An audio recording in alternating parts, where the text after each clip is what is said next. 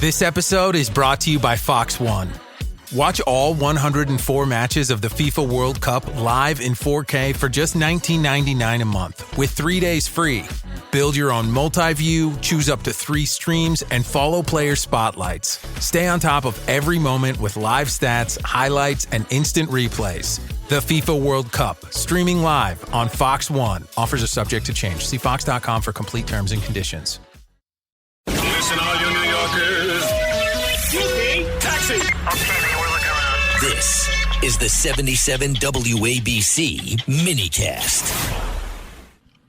I am sure that one of the greatest conspiracies in our history is how history was rewritten to write out the very existence of an entire country, an entire population with advanced technology, incredible knowledge of how the earth works, ley lines, natural electricity, natural power. The country was called Tartaria. Old newspapers from America, Europe, and Asia contain reports of enormous skeletons unearthed in burial mounds, stone tombs, and even sealed chambers beneath old buildings. Some were measured at 8, 9, even 10 feet tall.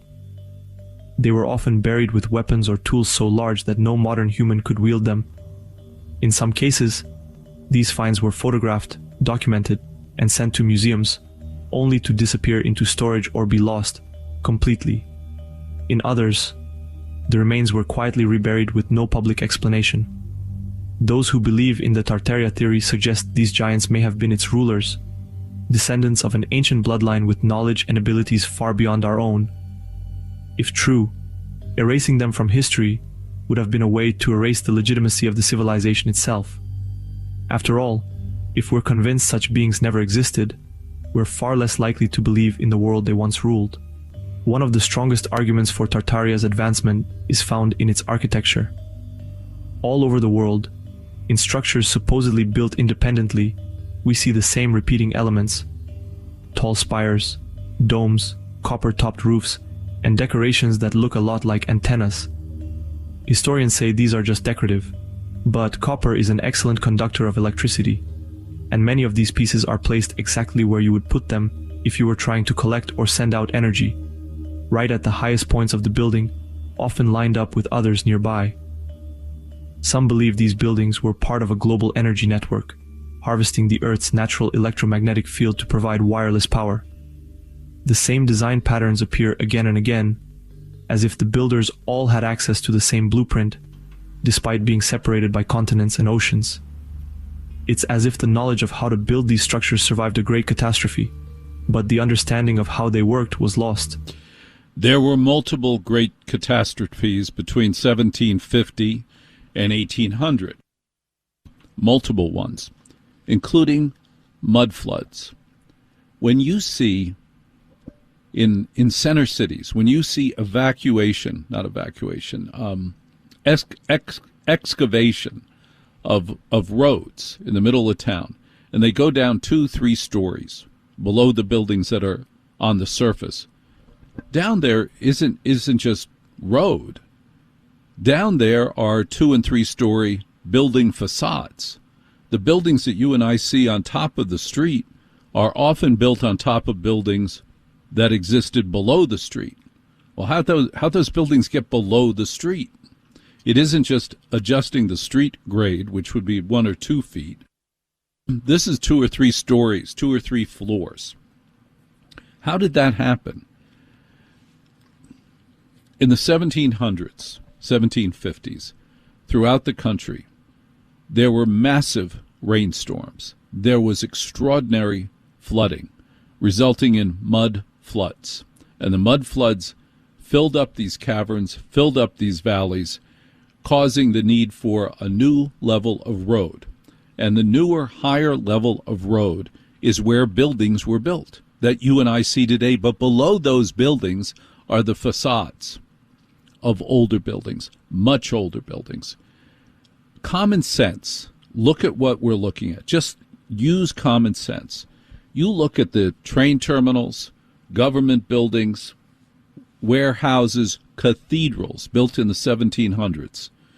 Take a good look at them and ask yourself, why did they need to build a post office with a 50-foot lobby? Why did they need to build storage buildings with magnificent bas-relief, brass figures, astonishing doors? And how did they build them? Because those buildings in the 1700s were surrounded by dirt roads. They were surrounded by horse and carriages, horse and buggies. How were they built? And why go to that extent for utilitarian buildings?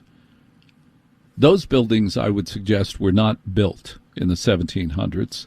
They were not built in 1850. Pay attention to the sign. The sign says, founded by. Those buildings were found. Many of the tunnels in cities around the world where there are subways. Wait, how did they build the subway tunnels in 1900?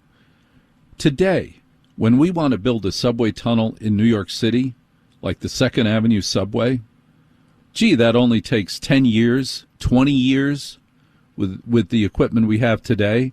How did they do it with steam-driven equipment and horses?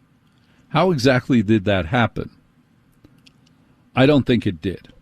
I think those tunnels, many of the rail lines, the cathedrals, the fancy buildings that are labeled post office, I think they were built by a civilization and a culture before ours.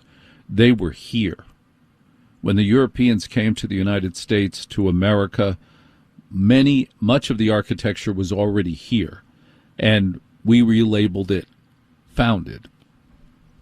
The Lenape Indians in Manhattan said to the settlers, oh, those buildings were here before us. Those structures were here before. There was a lot on Manhattan Island that existed before the Lenape Indians. Sturdy buildings, complex stone structures, heavy limestone foundation buildings were here before the Lenape Indians. Who built them? What was here? What was the civilization?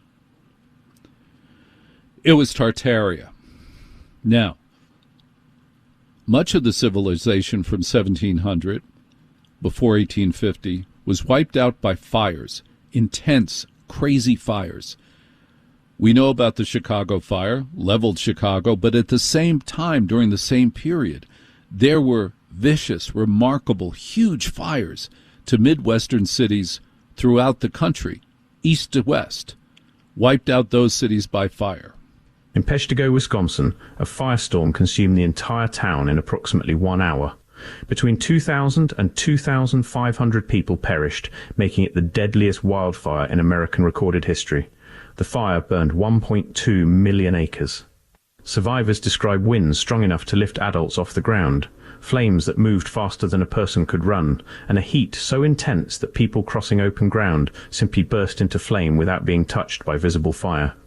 Reverend Peter Pernin, the parish priest who survived by submerging himself in the Peshtigo River, published his eyewitness account in 1874.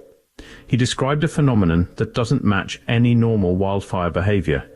The available oxygen was consumed so rapidly that people who showed no burns were found deceased, as if the air itself had been weaponized. The fire created its own weather system, a vortex of superheated wind that behaved less like a forest fire and more like something detonating from a central point outward. The same night, Holland, Michigan burned. Manistee, Michigan burned. Port Huron, Michigan was threatened.